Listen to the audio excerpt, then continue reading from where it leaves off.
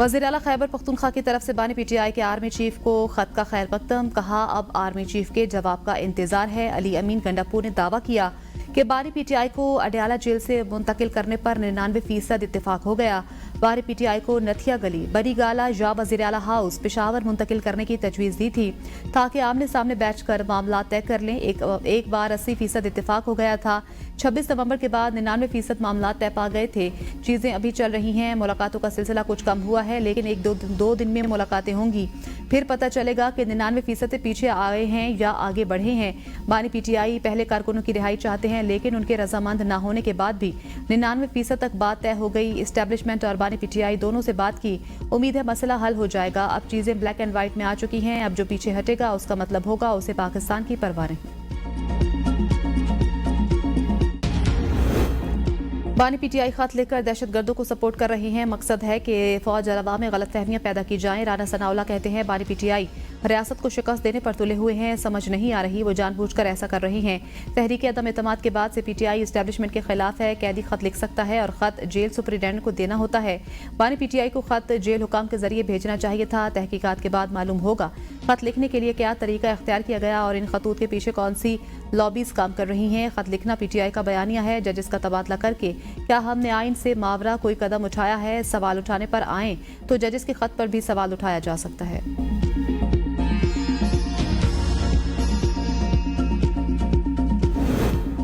बानी PTI की जानिब से पाक फौज के सरबराह को खत लिखना पॉलिसी शिफ्ट नहीं। चेयरमैन PTI बैरिस्टर गोहर कहते हैं बानी PTI ने आर्मी चीफ को बतौर साबिक वज़ीर आज़म ओपन लेटर लिखा, जिसे मीडिया के सामने भी पेश किया जाएगा। बानी ने खत में फौज और अवाम के दरमियान फासले की वजूहात बयान करते हुए लिखा कि फौज और अवाम में खलीज नहीं बढ़नी चाहिए, जिसके लिए उन्होंने आर्मी चीफ से पॉलिसियों पर नजरसानी की दरख्वास्त की है। फैसल चौधरी ने कहा बानी PTI ने 6 निकात पर बात की। खत में पहला नुक्ता फ्रॉड इलेक्शन से मुतलिक है। दूसरा नुक्ता 26वीं आली तरमीम कानून की हुक्मरानी और अदलिया मुतासर होने पर है। खत में बानी ने अलकादे ट्रस्ट के इस फैसले का हवाला दिया। बानी PTI ने जुडिशल कमीशन बनाने की भी बात की।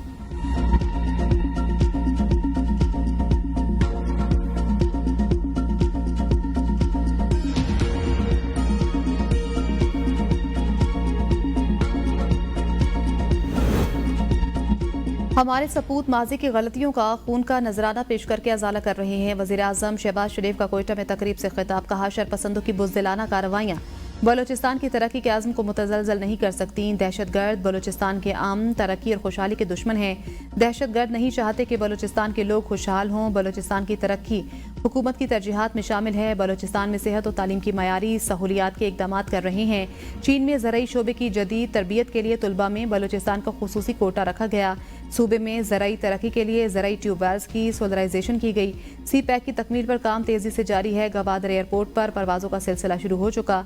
गवादर बंदरगाह दुनिया के दरमियान पाकिस्तान को अहम राब्ता बनाने में कलीदी किरदार अदा करेगी।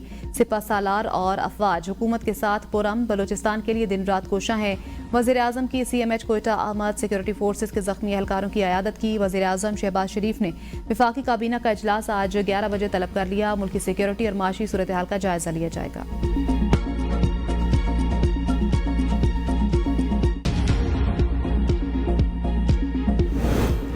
अफगानिस्तान में अमेरिका का छोड़ा हुआ जदीद असलहा पाकिस्तान के खिलाफ इस्तेमाल हो रहा है। वज़ीर दिफा ख्वाजा आसिफ कहते हैं कलअदम TTP और BLA दोनों ही ये असलहा पाकिस्तान के खिलाफ इस्तेमाल कर रही हैं। दहशतगर्दी की वारदातों के पीछे भारत है। तालिबान हुकूमत को भारतीय कौंसल खानों के मुलविस होने के सबूत दे चुके हैं। कलअदम BLA के लोग नई दिल्ली में बैठे हैं। भारत इंटरनेशनल दहशतगर्दी कर रहा है। पाकिस्तान दहशतगर्दी का मरकज नहीं बल्कि सबसे बड़ा मुतासिर मुल्क है।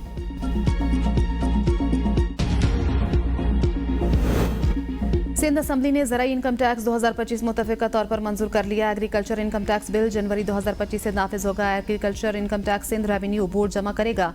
कुदरती आफात की सूरत में एग्रीकल्चर इनकम टैक्स में एडजस्टमेंट होगी। एग्रीकल्चर इनकम टैक्स में लाइव स्टॉक शामिल नहीं।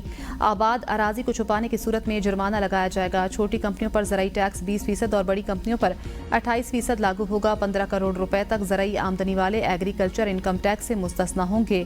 15 से 20 करोड़ रुपए ज़राई आमदनी पर 1% और 35 करोड़ रुपए तक ज़राई आमदन पर 4% टैक्स लगेगा। 50 करोड़ रुपए से ज़ायद ज़राई आमदन पर 10% टैक्स लगेगा। इससे पहले सिंध काबीना ने तहफ़्फ़ुज़ात के साथ एग्रीकल्चर इनकम टैक्स बिल की मंजूरी दी थी।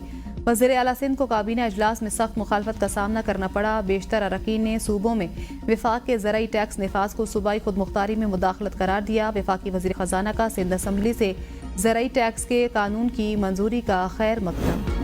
IMF को गलत रास्ता दिखाया गया, विफाक ने हमें बंद गली में लाकर खड़ा कर दिया। वज़ीर आला सिंध मुराद अली शाह का सिंध असम्बली में खिताब, कहा IMF से बात करने में सूबों को शामिल ना करना गलत है। हम पहले ही ज़राई टैक्स जमा कर रहे थे, IMF की टीम नहीं आ रही थी, इसलिए अभी ये बिल लाए हैं। पिछले साल मई में विफाक ने कहा ये टैक्स FBR जमा करेगा।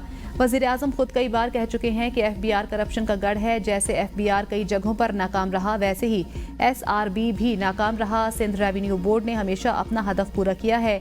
ज़राई टैक्स 30 साल से लगा हुआ है। FBR ने नाकामी छुपाने के लिए खुद IMF से कहा कि ज़राअत पर टैक्स लगाएंगे। FBR खुद अपने टारगेट पूरे नहीं करता।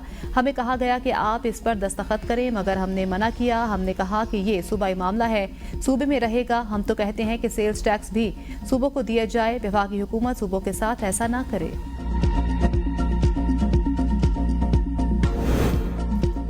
चीफ जस्टिस पाकिस्तान ने जजेस ट्रांसफर को खुशाइंद और आइन के तहत करार दे दिया। प्रेस एसोसिएशन की हलफ बर्दारी की तकरीब में चीफ जस्टिस जाजा आफरीदी ने कहा, इस्लामाबाद विफाक की अलामत है, विफाक पूरे मुल्क का है। आर्टिकल 200 के तहत जजेस का ट्रांसफर अच्छा इकदाम है। दीगर सूबों से मजीद जजेस भी आने चाहिए। जजेस के ट्रांसफर के मामले को मिक्स ना किया जाए। जजेस की तैनाती और ट्रांसफर दोनों अलग मामले हैं। इस्लामाबाद हाईकोर्ट आने वाले जजों को तैनात नहीं किया गया, ये पहले से ही हाईकोर्ट के जज हैं। इस्लामाबाद हाईकोर्ट में आए जजेस की हौसला अफजाई होनी चाहिए। बलोची और सिंधी बोलने वाले जज आए, जजेस के तहफ़्फ़ुज़ात दूर करने के लिए उनसे मुलाकातें करता हूँ। सिविलियंस कोर्ट का मार्शल मुमकिन होता तो 21वीं तरमीम ना करना पड़ती। फौजी अदालतों का तरीकाकार शफाफ ट्रायल के तकाज़ों के बरखिलाफ है। वकील ख्वाजा अहमद हुसैन की फौजी अदालतों में सिविलियंस के ट्रायल के खिलाफ केस में दलाइल जस्टिस हसन अजहर ने इस्तफसार किया। धमाका करने वाले और आम सिविलियंस में कोई फर्क नहीं। वकील ने कहा, मैं किसी दहशतगर्द या मुलजिम के दिफा में दलाइल नहीं दे रहा। इस तरह कोर्ट मार्शल मुमकिन है तो अदालत को करार देना पड़ेगा कि 21वीं तरमीम बिला वजह की गई। जस्टिस जमाल मंदुखैल ने कहा, 21वीं तरमीम में तो सियासी जमात को बाहर रखा गया था। पार्लियामेंट और सुप्रीम कोर्ट पर हमले का ट्रायल ATC, जबकि GHQ पर हमले का केस मिलिट्री कोर्ट में चलेगा। मेरी नज़र में तीनों हमले एक जैसे ही हैं, तो तफरीक क्यों और कैसे की जाती है।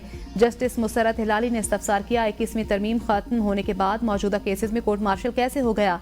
क्या इस मुल्क में एहतजाज करना जुर्म है? वकील ख्वाजा अहमद ने कहा, 9 और 10 मई के केसेस में ऑफिशियल सीक्रेट एक्ट लागू किया गया। कोर्ट मार्शल ना हो तो मुल्जिमान आज़ाद नहीं होंगे। इंसदाद दहशतगर्दी का कानून मौजूद है। अदालत ऐसा दरवाज़ा ना खोले जिससे सिविलियन का मिलिट्री कोर्ट्स में ट्रायल हो। जस्टिस समीनुद्दीन ने कहा, हम कोई दरवाज़ा नहीं खोल रहे, सिर्फ ये देखना है कि अपील मंजूर की जाती है या खारिज। साबिक chief justice Jawad S Khawaja के वकील के दलाइल मुकम्मल। आज बैरिस्टर सलमान राजा दलाइल का आगाज करेंगे।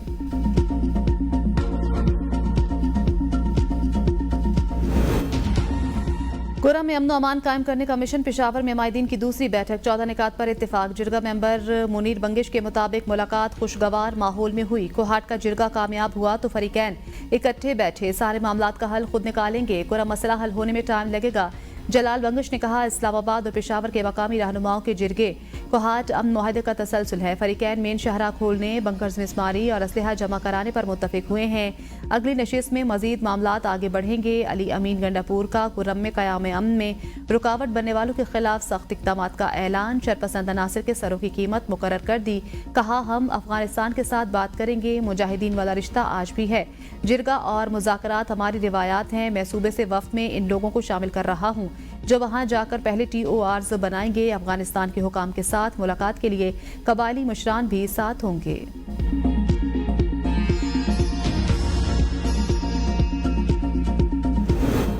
खैबर पख्तूनख्वा और बलूचिस्तान में हुकूमती रिट मौजूद नहीं। मौलाना फजलुर रहमान कहते हैं, हमारे जवानों की शहादत की खबर सुनकर हमें तकलीफ होती है। मेरे अपने गांव में दहशतगर्द खुल्लम खुल्ला घूम रहे हैं। मैं अपने घर नहीं जा सकता। विफाक में दीनी मदारिस की रजिस्ट्रेशन का कानून पास हो चुका है। क्या अब तक यहाँ से किसी सूबे को कहा गया है कि कानून साजी करनी है? सियासत और सहाफत एक दूसरे के साथ वाबस्ता हैं। कवानीन मारूजी हालात को सामने रखकर बनते हैं। पी का कानून यकतरफा बना है। सहाफियों से मुशावरत नहीं की गई।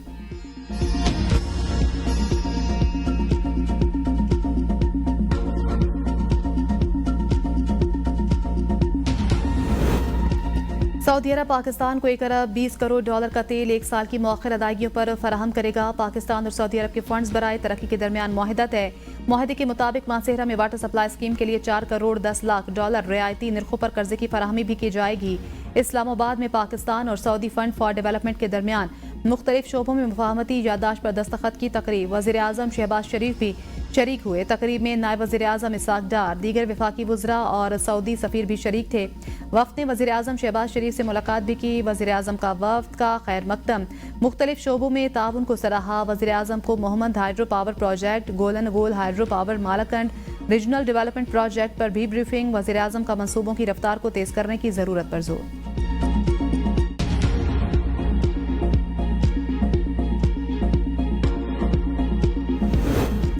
इक्तिसादी राब्ता कमेटी का चीनी सब्जियों खुर्दनी तेल की कीमतों में इजाफे पर तशवीश का इज़हार। वफाकी वज़ीर ख़जाना मोहम्मद औरंगज़ेब की ज़ेर सदारत ECC का इजलास। बुनियादी अशिया ज़रूरिया की कीमतों का जायजा लिया गया। कीमतों में इजाफे पर वजारत सन्नत और कौमी प्राइस निगरानी कमेटी से 2 हफ्तों में रिपोर्ट तलब।